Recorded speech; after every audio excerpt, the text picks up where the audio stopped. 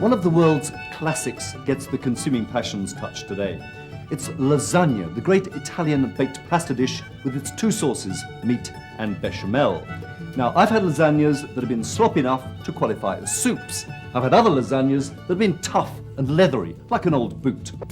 No danger of that today with the consuming passions lighter lasagna, made in 3 easy steps. Step 1, the meat sauce. Step 2, the bechamel. And step 3, the assembly. First, to the meat sauce. A couple of tablespoons of good extra virgin olive oil go into a pan, and I lightly saute a tablespoon of onion. Mustn't overdo the onion in the lighter lasagna.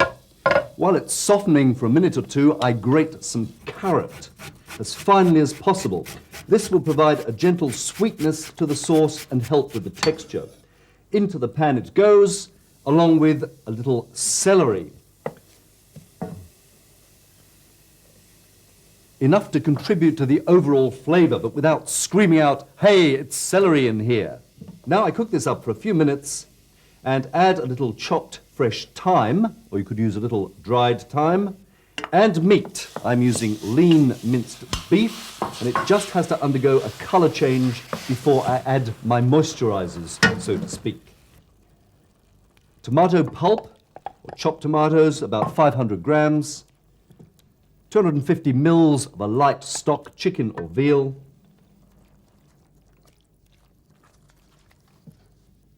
And wine. I prefer to use a white wine. You could use red, a dry white wine. It's really optional, but if you're going to leave it out, just add a little more stock. A seasoning of pepper, and I like to use white pepper here. This is all stirred up well and allowed to bubble away contentedly, to boil off the alcohol and to reduce the mixture to a good thick sauce. Now to step 2, sauce 2, the bechamel. This starts with a little butter, just 40 grams or so.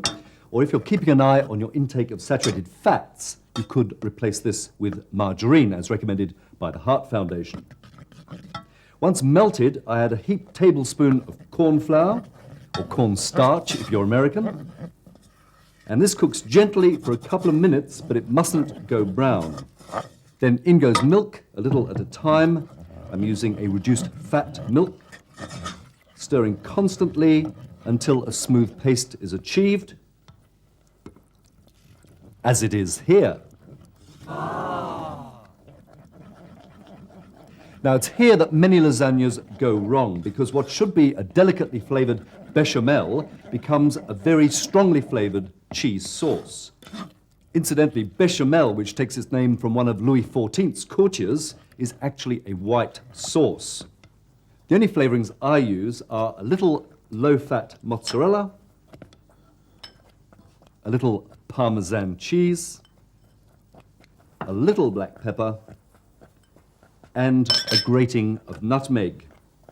Lighter flavor, much better.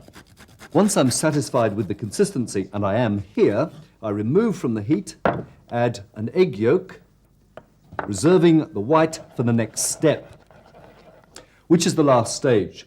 Now, you can call me Mr. Old-Fashioned, but I like to use traditional pasta, which I boil up, then plunge into cold water and dry on a tea towel. If you choose to use instant pasta, you won't need to do all this, but you will need to make sure that your sauces are a little runnier. Now to the assembly. Into an oven-friendly dish goes a little of the thickened meat sauce. Fabulous. Then some pasta. And here you see that if you use the traditional method, you can actually cut the shapes to fit if necessary. On goes some more meat sauce, a little of the bechamel, lightly flavored with cheese, some more lasagna, pasta, and the process is repeated until you get to the top. After the final layer of meat sauce, I whisk up the egg white until soft peaks form, and then fold it into the last of the bechamel sauce. And that's poured across the top. Pat it down neatly, and it's ready for the oven.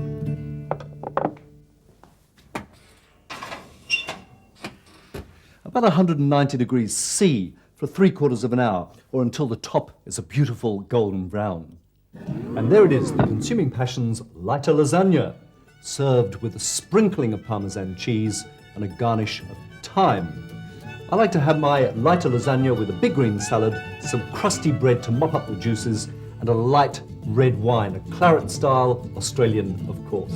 From Consuming Passions, bon appetit.